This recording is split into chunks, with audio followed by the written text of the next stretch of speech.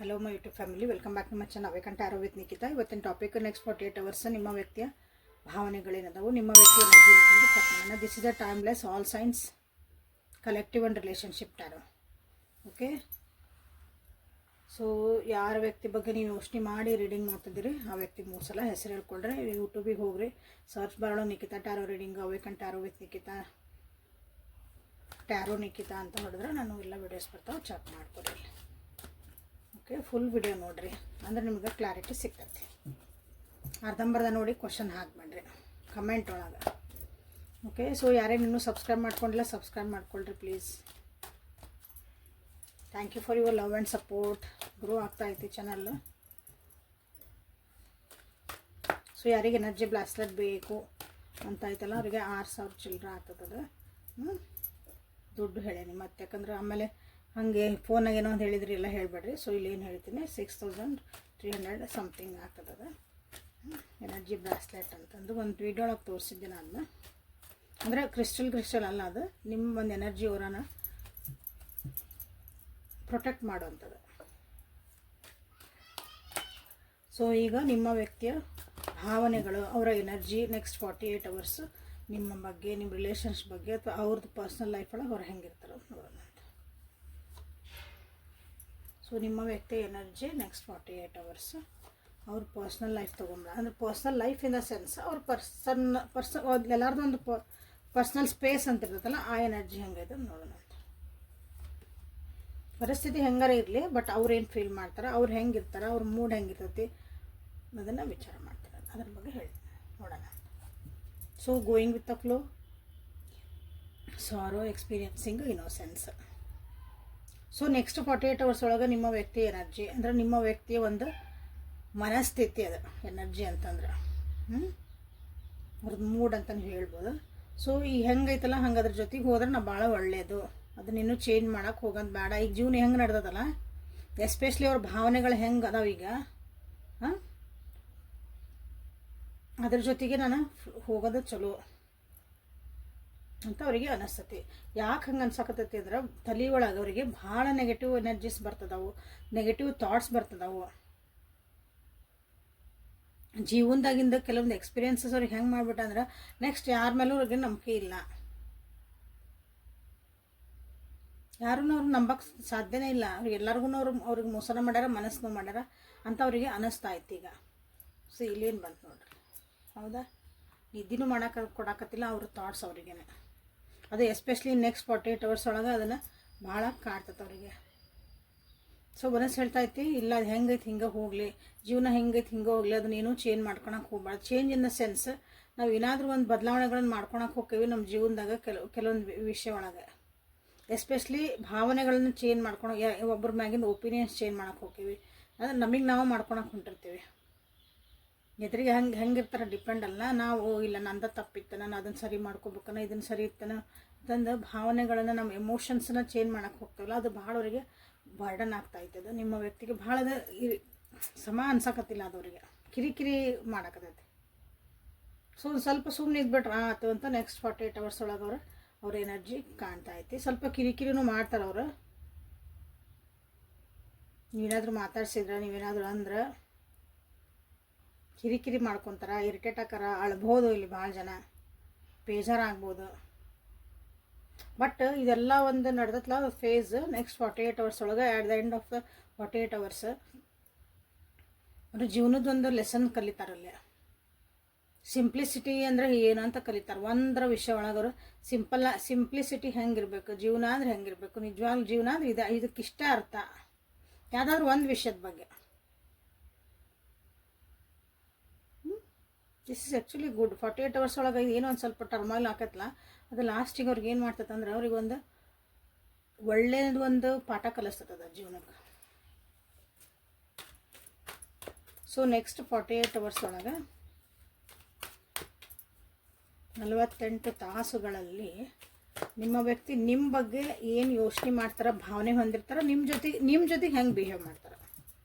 Okay, ನಿಮ್ಮ ಜೊತೆಗೆ ಹೆಂಗೆ ಬಿಹೇವ್ ಮಾಡ್ತಾರೆ, ಎಮೋಷ್ನಲಿ, ಮೆಂಟಲಿ ನಿಮ್ಮ ಜೊತೆಗೆ ಹೆಂಗೆ ಬಿಹೇವ್ ಮಾಡ್ತಾರೆ. Integration good.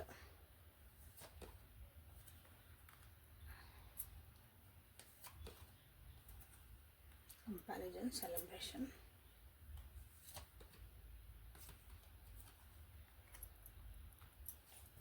ಸೊ ಇಲ್ಲಿ ನೆಕ್ಸ್ಟ್ 48 hours ಒಳಗೆ ನಿಮ್ಮ ಜೊತೆ ಭಾಳ ಹೊಂದಾಣಿಕೆಯಿಂದ ಒಂದು ಖುಷಿಯಿಂದ ಇರೋಕ್ಕೆ ಟ್ರೈ ಮಾಡ್ತಾರೆ ನಿಮ್ಮ ವ್ಯಕ್ತಿ.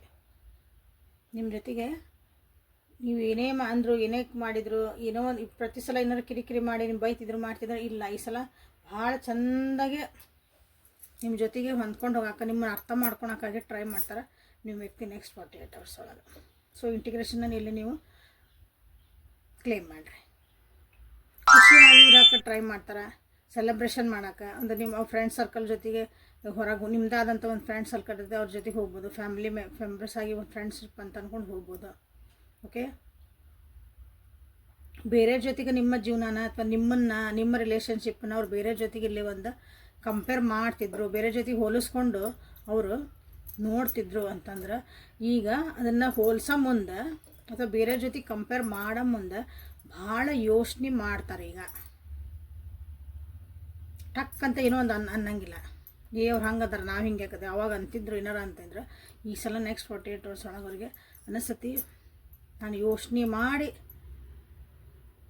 ಬೇರೆಯವ್ರನ್ನ ನಮ್ಮ ಜೊತೆಗೆ ಅಂದ್ರೆ ನಿಮ್ಮ ರಿಲೇಷನ್ಶಿಪ್ನ ಕಂಪೇರ್ ಮಾಡ್ಕೋಬೇಕು, ಅದು ಹೋಲಿಸ್ಕೋಬೇಕು. ಆದರೆ ಮಾತೊಳಗೂ ಆಯ್ತು, ಒಂದು ಕ್ರಿಯೆ ಒಳಗಾಯ್ತು, ಒಂದು ಆ್ಯಕ್ಷನ್ಸ್ ಒಳಗಾಯ್ತು, ಡಿಸಿಷನ್ ಮೇಕಿಂಗ್ ಒಳಗಾಯ್ತು, ಎಲ್ಲನೂ ವಿಚಾರ ಮಾಡಿ ಬ್ಯಾಲೆನ್ಸಿಂಗ್ ಮಾಡಿಕೊಂಡು ಕಷ್ಟ, but they will try.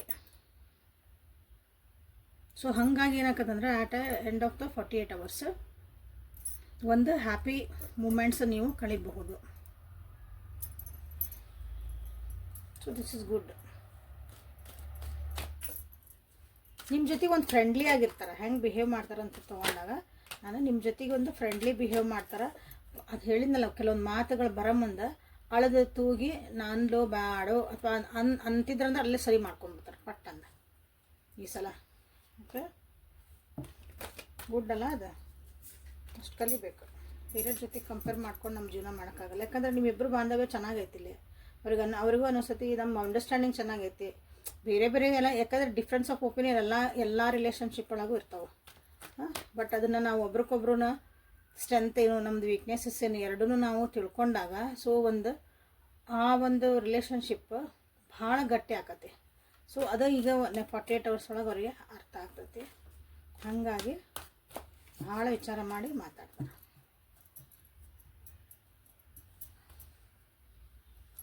So next 48 hours ಒಳಗೆ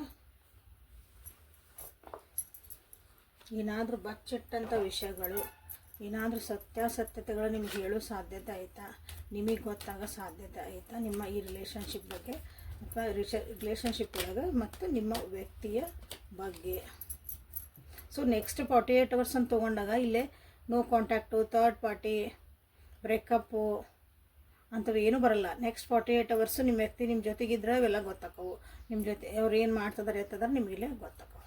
ಸೊ ಎಲ್ಲರಿಗಾಗಿ ಇದು. ಸೊ ನೆಕ್ಸ್ಟ್ 48 hours ನಿಮ್ಮ ವ್ಯಕ್ತಿ ನಿಮ್ಗೆ ಏನಾದರೂ ಹೇಳೋದಿತ್ತಾ, ಏನಾದರೂ ನಿಮಗೆ ಗೊತ್ತಾಗೋದಿತ್ತಾ ನೋಡೋಣ ಅಂತ. ಸೊ ಇನ್ನೂ ಯಾರು ಲೈಕ್ ಮಾಡಿಲ್ಲ, ಶೇರ್ ಮಾಡಿಲ್ಲ, ಸಬ್ಸ್ಕ್ರೈಬ್ ಮಾಡ್ಕೊಂಡಿಲ್ಲ, ಸಬ್ಸ್ಕ್ರೈಬ್ ಮಾಡ್ಕೊಳ್ರಿ. ಅವ್ರಿಗೆ ಏನೋ ಇಲ್ಲಿ ಭಾಳ ನಿಮಗೆ ಕಂಪೇರ್ ಮಾಡಿದ್ರೆ, ಬೇರೆ ಜೊತೆಗೆ ಹೋಲಿಸಿದ್ರೆ ನಿಮಗೆ ಮನಸ್ಸು ನೋವಾಗಿತ್ತು ಅಂದಾಗ ಓಕೆ, ನೆಕ್ಸ್ಟ್ ನಿಮ್ಮ ಎನರ್ಜಿ ಹೆಂಗಿರೋದು ನೋಡ್ತಾನೆ. ಯಾಕಂದ್ರೆ ಇಲ್ಲಿ ಬಂದಿರೋ ವಿಷಯಗಳಿಗೆ ಅವ್ರು ಅನ್ಕೊತಾರೆ ನೆಕ್ಸ್ಟ್ 40 ಅಂದರೆ ಮುಂದಿನ ನೆಕ್ಸ್ಟ್ 48 ತಾಸು ಒಳಗೆ ಅವರಿಗೆ ನೀವು ಒಂದಿನ ಅವ್ರನ್ನ ಕ್ಷಮಿಸ್ಬೋದು. ಯಾಕಂದ್ರೆ ನೀವು ಬೇಕು ಅವ್ರ ಜೀವನಕ್ಕೆ. ಬಟ್ ಅಂದ್ರೆ ಒಂದು ಕ್ವಶನ್ ಐತಿ, ನೀವು ಅವ್ರ ಜೊತೆ ನಿಜವಾಗ್ಲೂ ಖುಷಿಯಾಗಿ ಇರೋಕ್ಕೆ ಸಾಧ್ಯನಾ?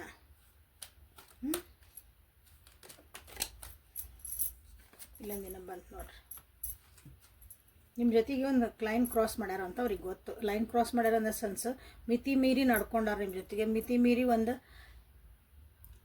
ಮಾತೊಳಗಿರ್ಬೋದು, ಕೃತಿ ಒಳಗಿರ್ಬೋದು. ಆ ಲೈನ್ ನಾನು ಕ್ರಾಸ್ ಮಾಡೀನಿ, ಹಾಗಾಗಿ ನಾನು ಒಂದಿನ ಕ್ಷಮಿಸ್ತೀಯಾ ಅಂತ ನಾನು ನಂಬ್ತೇನೆ, ಐ ಹೋಪ್ ಅಂತ ಅವ್ರಿಗೆ ಒಂದು ಹೋಪ್ಸ್ ಇಟ್ಕೊಂಡಾರ. ನೀವು ನಿಜವಾಗ್ಲೂ ಮನಸ್ಸಿಂದ ನೀವು ಅವ್ರಿಗೆ ಕ್ಷಮಿಸ್ತೀರಿ ಅಂತಂದು ನಿಮ್ಮ ಮುಂದೆ ಸುಳ್ಳು ಹೇಳ್ಯಾರ ಅವರು. ಆ ಸುಳ್ಳುಗಳನ್ನು ನೀವು ಕ್ಷಮಿಸ್ತೀರಿ ಅಂತಲೂ ಅನ್ನಿಸ್ಬೋದಿಲ್ಲ. ಅದನ್ನ ಈಗ ರಿಗ್ರೆಟ್ ಮಾಡ್ಕೊತಂತಾರೆ. ನೆಕ್ಸ್ಟ್ 40 ಇಯರ್ಸ್ ಒಳಗೆ ಅದು ರಿಗ್ರೆಷನ್ ಆಗ್ತದೆ ಅವ್ರಿಗೆ. ಅದು ಗೊತ್ತಾಗತ್ತೆ. ಹೇಳಿ ಒಂದು ಜೀವನದ ಏನೋ ಒಂದು ಪಾಠ ಕಲಿತಾರೆ ಅಂತ ಹೇಳಿದೆ. ಅದ ಅವ್ರನ್ನ ತಿಂತಿರ್ಬೋದು. ಅಂದರೆ ಯೋಚನೆ ಮಾಡಿ ಮಾಡಿದ ತಪ್ಪು ಅವ್ರನ್ನ ತಿಂತಾವೆ ಯಾವಾಗಲೂ. ಹಂಗೆ ಅದನ್ನು ಇಲ್ಲಿ ರಿಗ್ರೆಟ್ ಮಾಡ್ಕೊಂಡಿರ್ಬೋದು ನಿಮ್ಮ ವ್ಯಕ್ತಿ. ನಿಮ್ಮ ಬಗ್ಗೆ ಭಾಳ ಅಟ್ರಾಕ್ಷನ್ ಐತಿ, ಪ್ರೀತಿ ಐತಿ. ಇದು ಲಾಸ್ಟ್ ಕಾರ್ಡ್. ನೀವೆಲ್ಲಿ ಬಿಟ್ಟು ಹೋಗ್ಬಿಡ್ತೀರ ಅನ್ನೋದೊಂದು ಭಯ ಆಯ್ತು ಅವ್ರಿಗೆ. ಆಲ್ರೆಡಿ ಬಿಟ್ಟು ಹೋಗಿರ್ಬೋದು, ದೂರ ಆಗಿರಿ, ಮನಸ್ಸು ದೂರ ಆಗಿರ್ಬೋದು. ಜೊತೆಗಿದ್ರೂ ಕೆಲವೊಂದು ಸಲ ಅದೇ ಫೀಲಿಂಗ್ಸ್ ಉಳಿಯಂಗಿಲ್ಲ ಕೆಲವೊಬ್ಬರಿಗೆ. ಅಂದರೆ ಇಷ್ಟೆಲ್ಲ ಆಗಿದ್ಮೇಲೆ ಅದೇ ಫೀಲಿಂಗ್ಸು ಒಬ್ಬ ವ್ಯಕ್ತಿ ಮೇಲೆ ಉಳಿಯಲ್ಲ. ಮಾತಾಡ್ಬೋದು, ನಗ್ಬೋದು ಅವ್ರ ಜೊತೆಗೆ, ಬಟ್ ನಿಮ್ಮ ಪಾಡಿ ನೀವು ಚೆನ್ನಾಗಿರಿ, ನನ್ನ ಪಾಡಿನ ಆರಾಮದೀನಿ ಅನ್ನೋದು ಒಂದು ಲಾಸ್ಟಿಗೆ ಬರ್ಬೋದಿಲ್ಲ ನೋಡಿರಿ.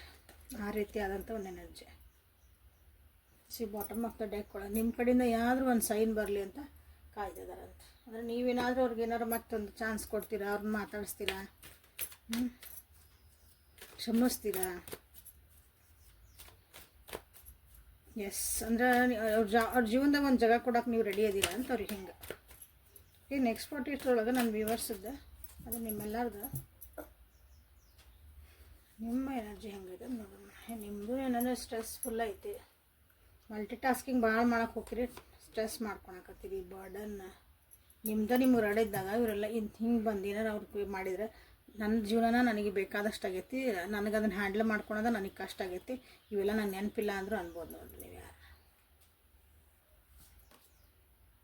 ಯಾಕಂದರೆ ನಿಮಗೆ ಜೀವನದ ಅರಿವು ಆಗೈತಿ, ಈಗ ಬುದ್ಧಿ ಬಂದೈತೆ ನಿಮಗೆ, ಭಾಳನೇ ಚೆನ್ನಾಗಿ ಬುದ್ಧಿ ಬಂದ್ಬಿಟ್ಟದೆ. ಜೀವನದಾಗ ಏನು ಇಂಪಾರ್ಟೆಂಟ್ ಅಲ್ಲ. ಯಾಕಂದ್ರೆ ನಿಮ್ಮ ಜೀವನದೊಳಗೂ ಮಾಡಬೇಕಾದಂಥ ಕೆಲಸಗಳು ಭಾಳ ಅದಾವೆ. ರೆಸ್ಪಾನ್ಸಿಬಿಲಿಟೀಸ್ ಅಂತ ಹೇಳ್ಬೋದು, ವರ್ಕ್ ಲೋಡ್ ಇರ್ಬೋದು.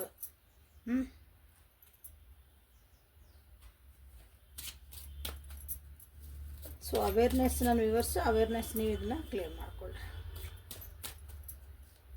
ಸೊ ಯೂನಿವರ್ಸ್ ಕಡೆಯಿಂದ, ನಿಮ್ಮ ಗಾರ್ಡಿಯನ್ ಏಂಜಲ್ ಕಡೆಯಿಂದ ನಿಮಗೆ ಏನು ಅಡ್ವೈಸು ಮೆಸೇಜ್ ಬರ್ತೈತಿ ಅಂತ ನೋಡೋಣ. ಪ್ರೀಸ್ಟೆಸ್,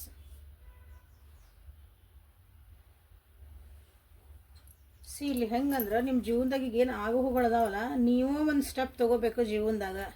ನೀವೇ ಸ್ಟ್ರಾಂಗ್ ಆಗಿ ನಿಮ್ಮ ಜೀವನದ ಒಂದು ಡಿಸಿಷನ್ಸ್ ನೀವು ಮಾಡೋದು ಕಲಿಬೇಕು ಅಂತಲೇ ಇದೊಂದು ಪರಿಸ್ಥಿತಿಗಳು ನಿಮ್ಮ ಜೀವನದಾಗ ಏನು ನಡೀತದಾವಲ್ಲ ಅವು ನಿಮಗೆ ಕಲಿಸ್ತದವು.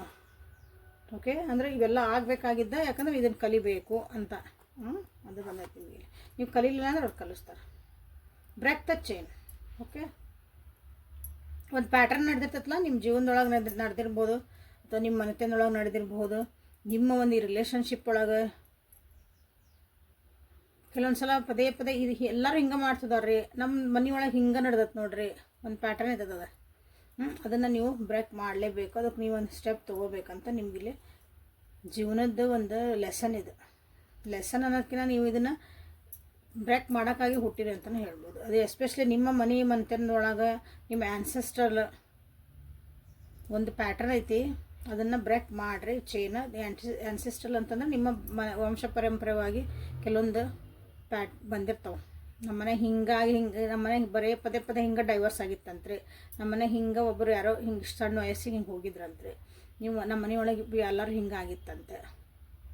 ನಿಮ್ಮ ಕೇಳ್ರಿ ಗೊತ್ತಾಕತಿ. ಸೊ ನಾವು you are here to break that chain. ಭಾಳ ಮಂದಿ ಇಲ್ಲಿ ಹೆಣ್ಮಕ್ಳು ಭಾಳ ಇದ್ರೆ ಅನಿಸ್ತತಿ, you are a warrior woman. Okay, transformation ಮಾಡ್ಕೊಳ್ರಿ. ನಿಮಗೆ ನೀವು ಅಂದ್ಕೊಂಡಷ್ಟು ನೀವೇನು ವೀಕ್ ಇಲ್ಲ, ಭಾಳ ಸ್ಟ್ರಾಂಗ್ ಅದಿರಿ. ನೀವು ಇಲ್ಲಿ ಹುಟ್ಟಿರೋದು ಅಥವಾ ನೀವು ಇರೋ ಪರಿಸ್ಥಿತಿಗಳೆಲ್ಲ ನಿಮ್ಮನ್ನು ಒಂದು ಯೋಧರಾಗಿ ನಿಮ್ಮನ್ನು ತಯಾರು ಮಾಡ್ತಾ ಐತಿ ನಿಮ್ಮ ಮುಂದಿನ ಜೀವನಕ್ಕೆ ಅಂತ ಹೇಳ್ಬೋದು. ಮುಂದಿನ ಜೀವನ ಆದರೆ ಮುಂದಿನ ಜನ್ಮ ಅಲ್ಲ, ಇದೇ ಜೀವನದಾಗ ಮುಂದಿನ ವರ್ಷಕ್ಕೆ ನಾಳೆಗೆ ಹಿಂಗೆ. So be ready for it. ಅದೇನು ಆಗ್ತಾಯಿತಿ, ಏನು ನಡೀತೈತಿ ಅರ್ಥ ಮಾಡ್ಕೊಳ್ರಿ. ಸೊ ವಾರಿಯರ್ ವುಮನ್ ಅಂತ ಐತಿ. So I will break the chain, please help me universe ಅಂತ ಹಾಕ್ರಿ, ಗೈಡ್ ಮೀ ಯೂನಿವರ್ಸ್ ಅಂತ ಹಾಕ್ರಿ. I am ready to break the chain. ಅಥವಾ ancestor patterns, karmic patterns, help me ಅಂತ, ಹೆಲ್ಪ್ ಮೀ ಯೂನಿವರ್ಸ್ ಅಂತ ನೀವು ಕೇಳಬೇಕಿಲ್ಲ. Okay, so this is the reading for today. Thank you for being with me. Awaken tarot with Nikhita. Personal ರೀಡಿಂಗಿಗೆ ವಾಟ್ಸಪ್ಪಿಗೆ message ಮಾಡಿರಿ. ನಿಮ್ಮ date of birth ಪ್ರಕಾರ ನಿಮ್ಮ ಜೀವನದಾಗ ಅದ ಹೇಳಿದ್ರೆ ಆ್ಯನ್ಸಿಸ್ಟ್ರಲ್ ಪ್ಯಾಟರ್ನ್ ಅದಾವ ನಮ್ಮ ಜೀವನದಾಗ ಏನಾರು ತಿಳ್ಕೊಬೇಕಂದ್ರೆ ನಿಮ್ದು ಹುಟ್ಟಿದ ತಾರೀಕು ಅವೆಲ್ಲ ಬೇಕಾಕವು. ಸೊ ಅದ್ರ ಅನಾಲಿಸಿಸು ನೀವು ಮಾಡಿಸ್ಕೋಬಹುದು. ಓಕೆ, ಅದಕ್ಕೆ ವಾಟ್ಸಪ್ಪಿಗೆ ಮೆಸೇಜ್ ಮಾಡಿರಿ. ಸೊ ನಾಳೆ ಮತ್ತು ಹೊಸ ರೀಡಿಂಗ್ ಜೊತೆಗೆ ಭೇಟಿ ಅಲ್ಲಿವರೆಗೂ take care of yourself. ಇದು ಯಾರಿಗಾರ ಉಪಯೋಗ ಆಗಿತ್ತಂದ್ರೆ ಶೇರ್ ಮಾಡಿ, ಲೈಕ್ ಮಾಡಿ, ಕಮೆಂಟ್ ಮಾಡಿರಿ. Okay, thank you, have a great.